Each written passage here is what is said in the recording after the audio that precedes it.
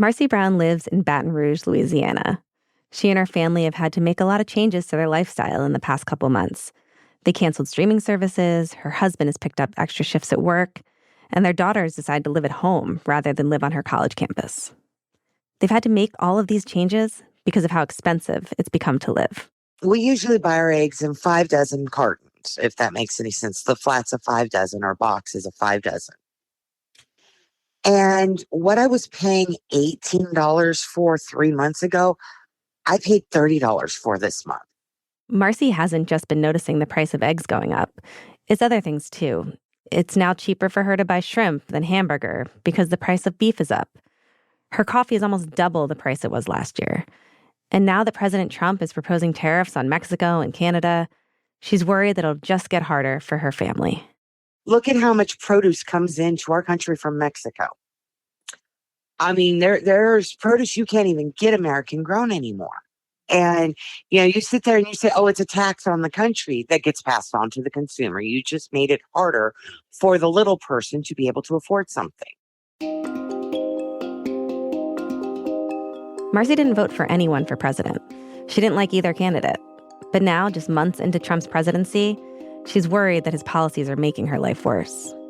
So it's still very early in President Trump's second term, but we're already starting to see changes ripple through the economy. We saw new tariffs go into effect last week. Some of those were pulled back, some of them weren't. There's a lot of uncertainty out there. That's my colleague, Abba Batrai. She reports on the economy for The Post. And at the same time, Elon Musk's Doge service has been laying off federal workers, cutting off funding, just, shuttering entire agencies. And that's having real ripple effects as well. Over the weekend, President Trump declined to rule out the fear that we might fall into a recession soon.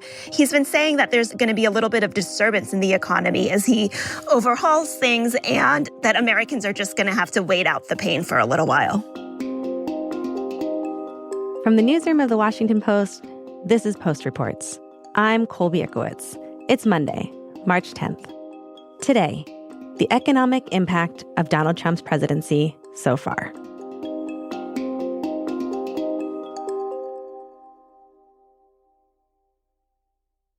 So, Abba, just broadly speaking, what's been happening to the economy since Trump took office in January? Well, I'll preface this by saying that Trump came into office at a time when the economy was extremely strong. The picture has changed quite a bit, though, in the last few weeks. We're starting to see signs of weakness as businesses and households start to worry about uncertainty, especially over tariffs and what that means for prices. We're seeing consumers maybe say, hey, maybe I shouldn't buy a car just yet. Maybe I should wait and see what happens. Or maybe I should hold off on buying, moving to a new house. Whatever the case may be, people are thinking twice about their decisions. And that's also happening at the business level. So businesses are holding off on hiring and investments until they have a better sense of where things are headed. We're also starting to see more economists worry about a slowdown in the economy. Some of them are thinking that GDP, which is a measure of the economy, it might shrink at the beginning of this year. And that's a real departure from almost 3 years of very steady growth. And I remember for the Biden administration, it was so frustrating for them that the economy was showing all these strong indications, but Americans, voters, weren't feeling it. And that was something that President Trump really focused on in his election campaign. He made promises to bring down the cost of groceries and to lower inflation. So how is President Trump's administration doing on those things? So that's exactly right. I mean, discontent over inflation and the economy is perhaps the biggest reason Trump won the presidency. I mean, Americans voted on that issue. And we heard him say over and over in his campaign that he was going to start bringing prices down on day one. That hasn't quite happened. If anything, a lot of people are expecting prices to go up as these tariffs take hold. And that's starting with groceries, which is a real pain point for a lot of people. Egg prices, as Marcy mentioned in the open, have been rising. But there are other things like produce and dairy and, everything else that people buy that are also going to be affected. And so those are real ramifications on a weekly basis for many families. I wonder, how is the business community reacting to this? Because it does seem like the president has proposed all these tariffs and then he's pulled them back a little bit. And it's creating a lot of instability in the market. So is that affecting, kind of CEOs and big business? Absolutely. I mean, uncertainty is never good for business, and we have just maximum uncertainty right now. Last week alone, we saw all of these new tariffs go into effect one day. The next day, auto tariffs were put on hold. The day after that, even more tariffs were put on hold, but it's not exactly sure which products are affected and which aren't. And so it's just a real guessing game for companies that are trying to figure out how much more they're going to have to pay on what items. So we've been hearing major retailers like Walmart, Target, Best Buy come out and say, well, if prices go up, we're going to have to pass that on to consumers. And that's sending a really worrisome sign across the economy. Yeah, and consumers were already feeling the strain of high prices. So, when you've talked to consumers, when you've been reporting on this story, what are they telling you about what it's going to mean to them in their lives to see prices potentially go up even higher? Yeah, consumers are very tired. They already feel very stretched thin. They feel like they've sort of traded out everything that they could. And I think there's just a lot of fatigue at this point. At the same time, there's so much other uncertainty out there that I'm hearing more people who are worried that they or someone in their family might lose their jobs. That even if they end up getting furloughed or just losing a couple of projects, that's going to really cut into their household income. And so they're having to manage all of that as well. At the same time that they're worried about higher prices. And we heard from Marcy at the top talking about behavioral changes. How are consumers talking about how they're going to have to change their lifestyles, change their behaviors because of these higher prices, because of the threats of job losses? I've heard a lot of people who are preemptively pulling back, maybe canceling their streaming services or, holding off on vacation, buying more in bulk. I've talked to some families that have stopped buying fresh fruits and vegetables altogether and are just moving to canned because it's cheaper. It really feels like it did in the early days of the pandemic. There is all of this uncertainty out there. It's kind of a scary moment. We don't know what's next. Things might get better, they might get worse, but we also might be dealing with shortages and higher prices. One of the people I spoke to was Eric Swick, who is 39. He's a chemist in the Chicago area, and he's really worried that prices are going to go up again. When he saw the news of new tariffs going into effect last week, he immediately texted his wife and said, "We need to go to Costco." I bought some canned meat, canned fruit, 25-pound bags of rice, flour, sugar, oats, and beans. Anything that I thought was going to potentially go up in price, but also things that would last. And he's just playing it safe. He's cooking at home more. He's cutting back in other ways and just waiting things out. And maybe it's some kind of PTSD that we all have where we'd rather anticipate it being worse, and then being surprised that it isn't as bad. Prepare for the worst and then, okay, I still have all this. It's like I didn't waste my money. I still have, this food that's not spoiling. And so I think it's just kind of feels like a waiting game for a lot of families right now as they try to figure out what's next. It's interesting, Abba, that you brought up the pandemic, because it occurred to me that we are in the week that everything kind of started to shut down 5 years ago. And so if people are kind of turning back to some of these pandemic level behaviors and practices, I mean, does that surprise you that people would take such dramatic steps? Not at all. I mean, I think we are in a very similar moment. And that memory of the pandemic is still very fresh in people's minds. They remember what it was like to go to the store and, be worried about being able to get everything that they needed, not being able to afford things or not being able to find things on the shelves. And I think that's probably adding to some of their trepidation in this moment. Right, because it was only 5 years ago that we all lived through that. Exactly. But one of the things you mentioned is that economists are worried that GDP could shrink. Can you remind us what GDP means and what it means that it could fall? GDP is the biggest measure of the economy. It sort of sums up all the goods and services that are produced in this country. So if you are a shoemaker and you make and sell shoes, that counts. If you are a consumer who's buying, a new TV or going to restaurants, going to the movies, all of that spending counts. It gives us a measure of how healthy the economy is. When GDP grows, that's generally considered a growing economy. And when GDP shrinks, that's an economy that's also shrinking. And that's what people are worried about right now, that the economy might actually be shrinking, and that can be a precursor to a recession. And so what causes GDP to go down? Is it the cuts to government spending that DOGE is doing? Is it the tariffs? Is it kind of all of the above? It's all of the above. It's a very broad measure, but about 70% of GDP comes from consumer spending. So it's, the everyday things that you and I are buying and spending our money on. If somebody gets a little spooked and says, wait a minute, I'm not going to get my morning coffee, or I'm not going to buy that car this week, that counts against GDP. Similarly, what businesses spend and invest in is also included in GDP, as well as the government. And that includes federal spending and state and local spending, which actually makes up the bulk of government spending that goes into the economy. And isn't it true that Trump's administration have hinted that maybe they would change the way that government spending relates to GDP? Yeah, we have heard some Trump officials muse that maybe it's time to take government spending out of GDP, that they don't want it to be calculated in the final figure.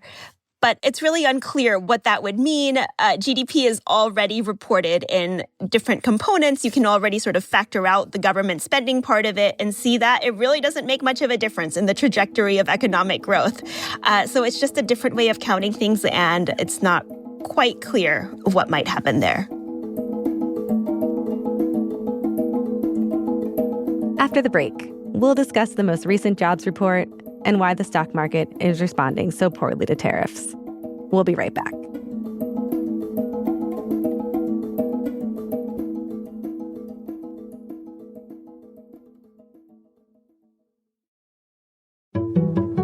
My name is Michelle Singletary, and I'm the personal finance columnist for The Washington Post. When I was growing up, I was raised by my grandmother, who was such a masterful money manager. And I watched her handle her money and talk to me about it. And I like to think that I'm the reader's big mama. There's so much information about your money out there, a lot of it wrong or inappropriate. But when you pay for a subscription to the Post, you're paying for a skilled journalist who has had years of experience, who I hope that you can trust. Your subscription helps pay for my salary. It helps pay for the illustrators, the copy editors, all the people who are involved in putting together the material that you read that could help inform your life. I'm Michelle Singletary, and I'm one of the people behind the Post. Okay, Abba, let's dive in on these recent job numbers that came out on Friday. What did we learn from them?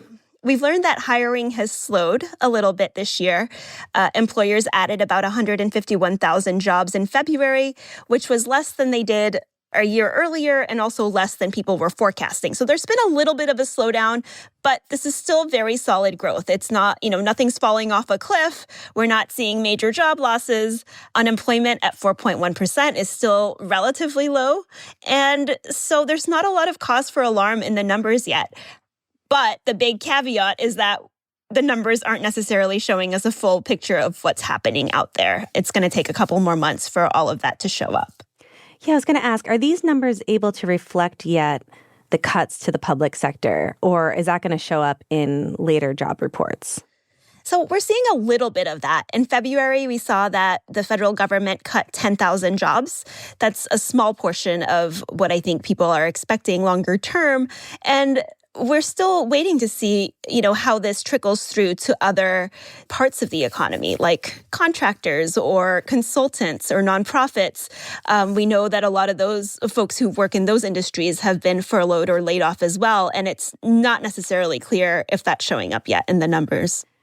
How do the proposals around tariffs impact jobs? You talked about people maybe having to to lay people off in the private sector due to the tariffs. I guess we could also maybe see that be factored in months to come.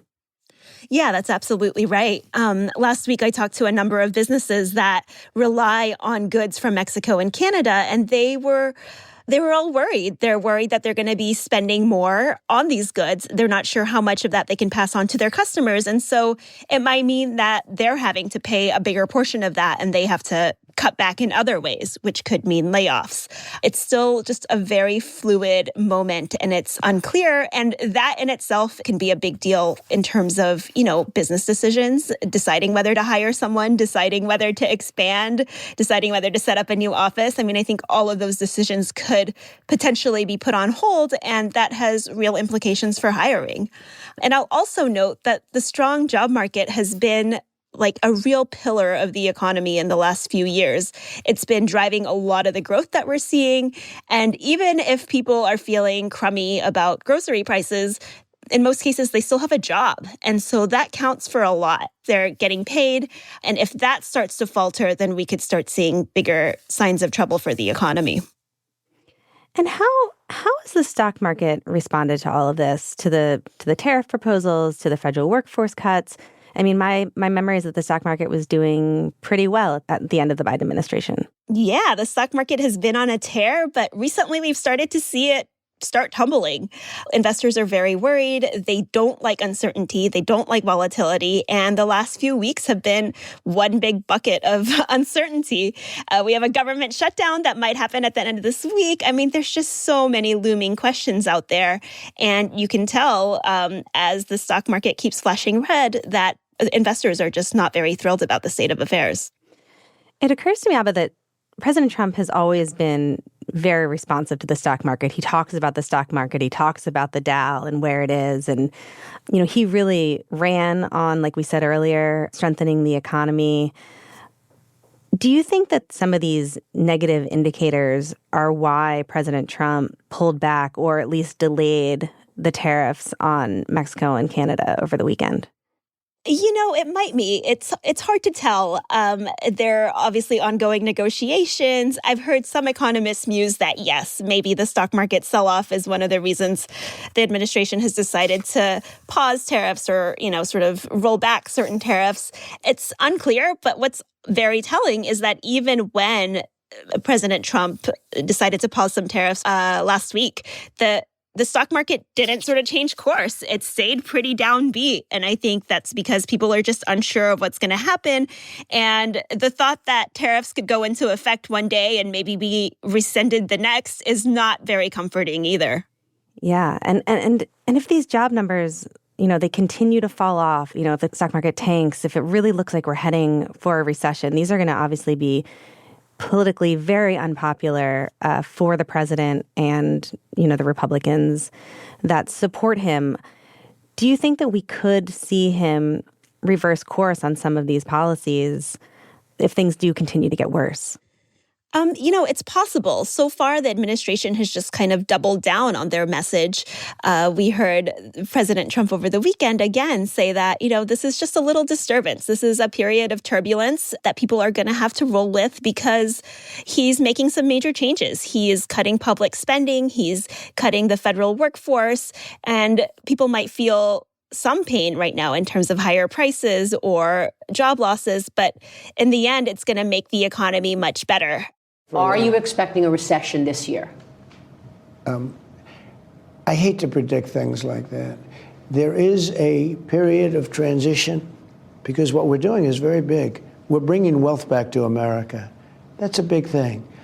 And there are always periods of, it takes a little time. It takes a little time. But I think it should be great for us. I mean, I think it should. So what that looks like, what the timeline is unclear. But I think that's what the administration and a lot of Trump voters that I've talked to are holding out for. They're hoping for lower taxes. They're hoping for a number of different changes that might materialize in the coming months. Yeah, I was wondering if the voters that you talk to are prepared to roll with it. Are they prepared to wait and feel some of that pain, hoping that on the other side of this is a stronger economy? The answers have honestly been all over the place. Some people said yes, they are willing to roll with it, but only for a certain amount of time. There's only so many more months of higher prices they can endure. And they want to see some real action. They want to see their taxes go down. They want to see some sort of relief somewhere. And so I think, they have a little bit of patience now, but I'm not sure how long it'll last. Ava, thank you so much. Thank you. Ava Bhattrai is an economic correspondent for The Post. That's it for Post Reports. Thanks for listening. Today's show was produced by Sabby Robinson with help from Rennie Svirnovsky. It was mixed by Sam Baer and edited by Maggie Penman. I'm Colby Ickowitz. We'll be back tomorrow with more stories from The Washington Post.